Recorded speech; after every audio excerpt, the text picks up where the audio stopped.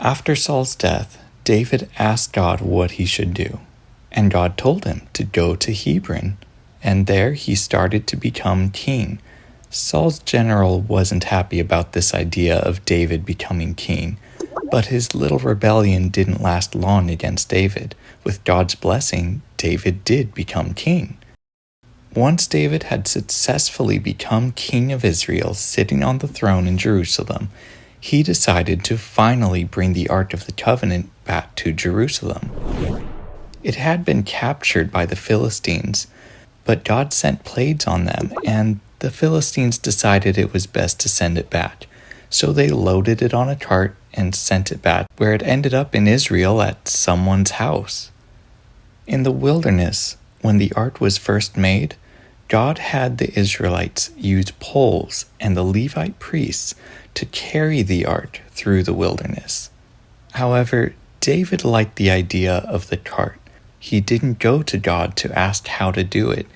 He decided to rely on his own wisdom. One problem with using the cart is that it can tip and fall off, and that's exactly what was going to happen. One man, Uzzah, reached out to steady the ark, but God had a very important rule. The ark was a symbol of God's presence. That's why it had a whole room dedicated just to the ark. That was the place where God would come and dwell with his people. No one but the high priest was allowed in that room. And so if someone touched the ark, such as Uzzah did, they would die instantly. David relied on God a lot, but here he was relying on his own wisdom.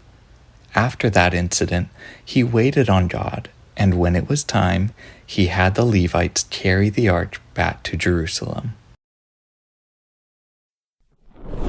Despite making some mistakes, David was a good king. When Saul's son Jonathan was alive, David made a promise to be kind to his family always. Jonathan was David's best friend and the son of Saul, his enemy, but he loved Jonathan and wanted an opportunity to show kindness. A servant said Jonathan had one son who was still alive. His name was Mephibosheth. He was crippled and couldn't walk, but David called for him immediately.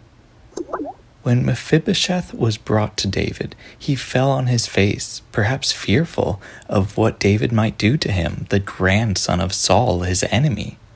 But David assured him that this was a good visit. David kept his promise to Jonathan, and he gave Saul's land to Mephibosheth, as well as Saul's servants, and even treated him as his own son, inviting him to eat at the king's table every day. The Bible describes David as a man after God's heart. He did fail sometimes, but he continued to choose to faithfully follow God. We will make mistakes, but it's important that we choose to follow God. We maintain that desire to follow God. That is the best way to learn and grow.